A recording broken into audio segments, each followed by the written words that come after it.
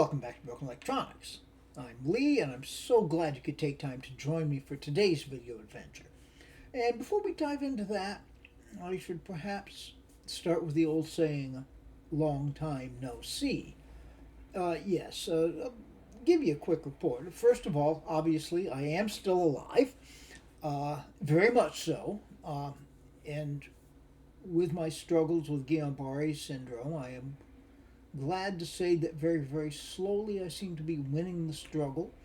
Uh, that and the fact that my musical career is going along really well. Lots of concerts. I don't know when I'm going to be back to anything like a regular upload schedule. I would hope that sometime this summer, the classical music concert scene closes down quite a bit over the summer. There's a few things here and there, but not nearly as much. So hopefully we'll get back into that. Well, anyway, the subject of today's video. We have an unboxing. I bought something.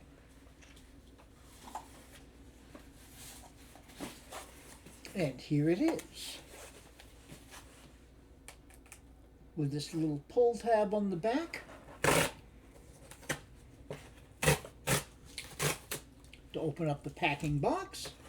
I think you can guess where we're going here. All right. And then now, yes, of course it's an Apple product. You should know me by now. Okay. And another one of Apple's little pull tabs. Open that up.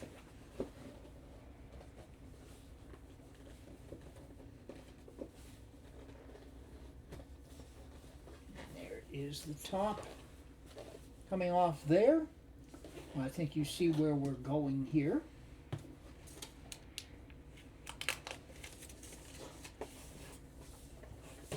Pull this out. And the famed Apple peel. And yes, I bought an M4 MacBook Air. This is the 15-inch model.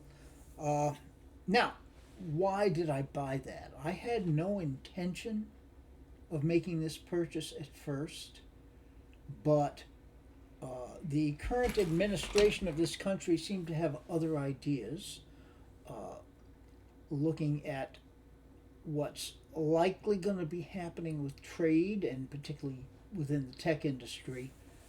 Things like this are going to go up a lot. Now, I had already purchased my M4 Pro Mac Mini and my M4 Mac Mini, so there's no need for a good long time to be buying another modern computer anyway.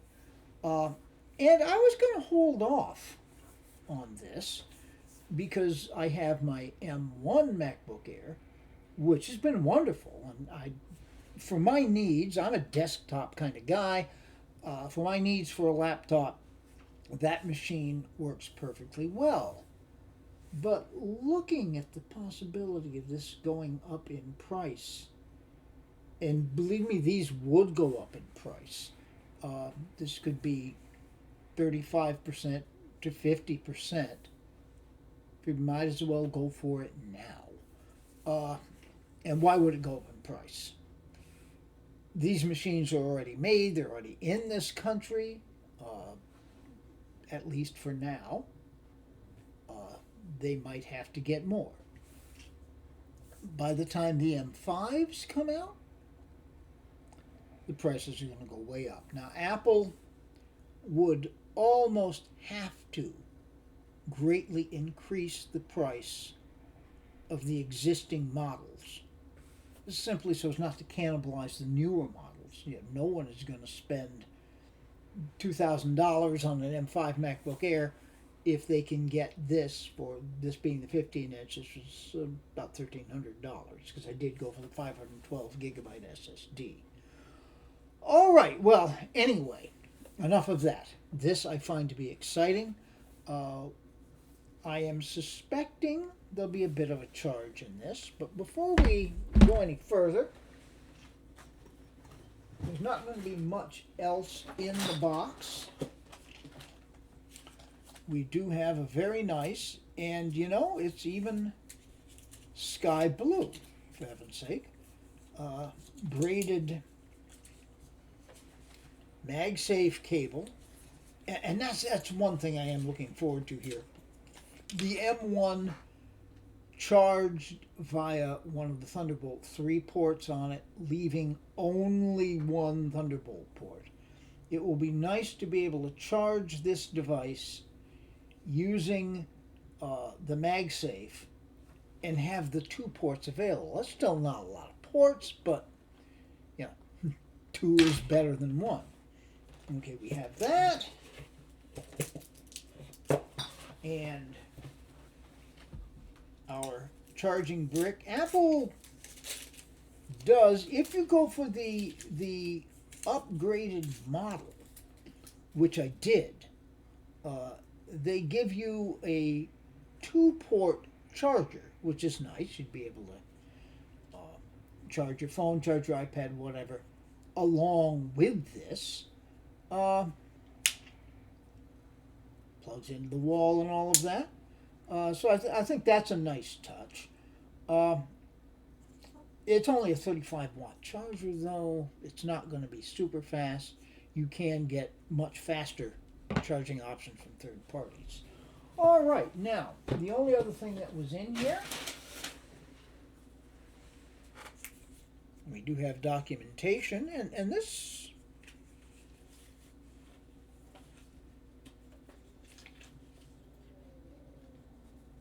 not particularly exciting here. MacBook Air.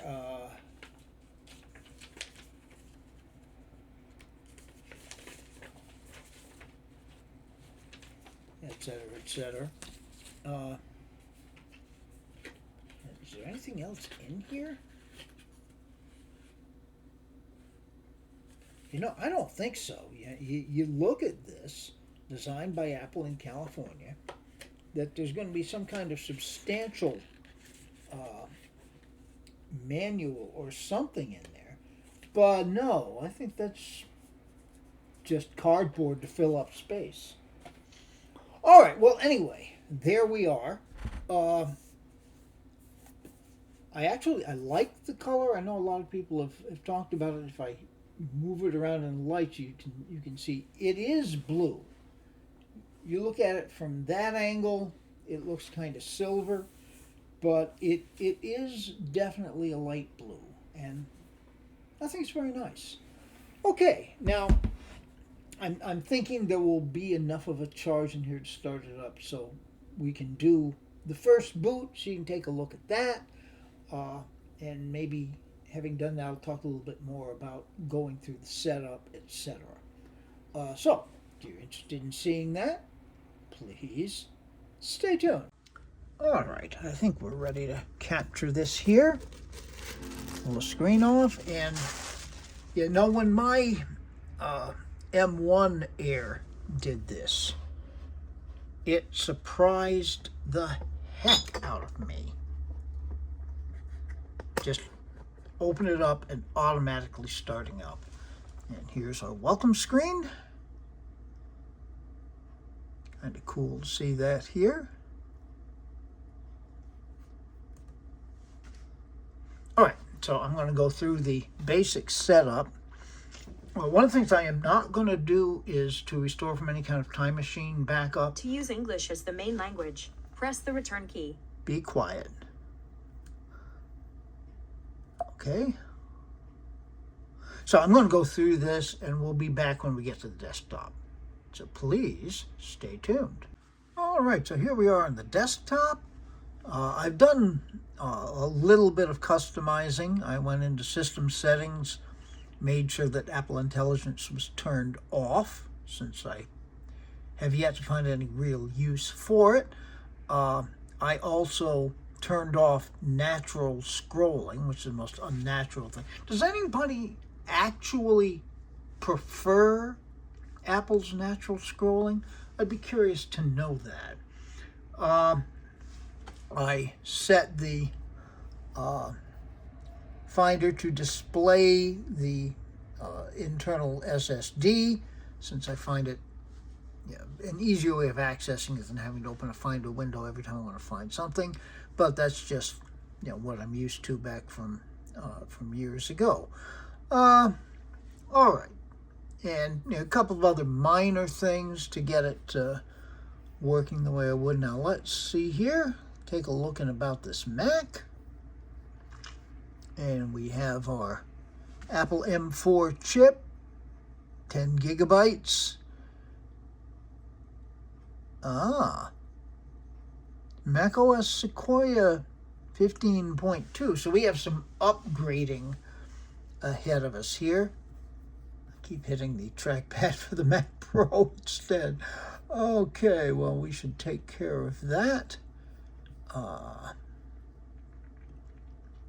Software update.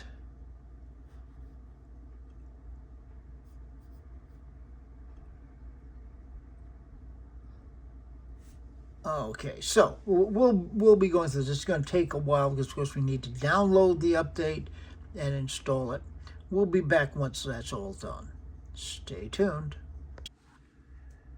Okay, so here we are. We've gone through the update process. And we'll go back to about this Mac. Still the M4, still 16 gigabytes, and now Sequoia 15.4. So we're up to date. I had mentioned earlier that I am not using Time Machine to restore anything. That's for a couple of reasons. One, with modern macOS and the Apple ecosystem and all of that interoperability, you really don't need to. If you signed into your Apple account, so much is just going to transfer over anyway. As far as applications, 95% of what I need, just go into the App Store and download your previous purchases, and they'll come right in there. There are a few applications that I use that would not do that. OBS leaps to mind, but that's easy enough to install from the internet. Firefox, which I use as a secondary browser. I like Safari, to tell you the truth. I use that most of the time. But it's good to have the secondary available. Thunderbird, I really have become very tired of the Apple email client, so I use Thunderbird as my primary focus. So I'll be doing all of that. You don't need to see that process. It's very straightforward. I'm sure you understand it based on what I just said. And we will come back with a follow-up video on how the machine is performing. I mean, it's going to be wonderful. It's another M4. I've got an M4 iPad Pro, the M4 Mac Mini, the M4 Pro Mac Mini.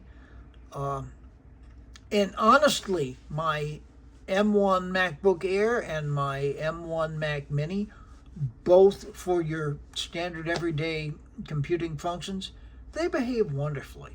So we're not going to have a problem with this. However, you can look forward to that, and that'll probably come up pretty soon. I do have the kit available to upgrade the storage on my M4 Mac Mini from the 256 gigabytes. On this machine, I did get 512. That's still pretty limited. One of the things I do find with storing Time Machine backups, you get a lot of cruft in there. That you can you just really don't need. So if you set up as a new computer and then put on what you need, yes, it takes a little bit of time, but not really that much more than the time you spend wading through the Time Machine. So anyway, this I find very exciting. I'm going to have fun with this. I hope you enjoy looking forward to this. We will see that upgrade video on the M4 Mac Mini. I have the 15.4 installation to do on the test 5.1, and there'll be a bunch of other things too. When exactly I'm going to get to all these things, it's kind of an open question. But bear with me, as you have so far. All right, be good to other people. They need it and deserve it. Be good to yourselves. We can make this world a better place, but it has to start with being good to ourselves. So let's stay with that. We've already talked about all the things coming up in the channel. So until those things are available, this has been Broken Electronics.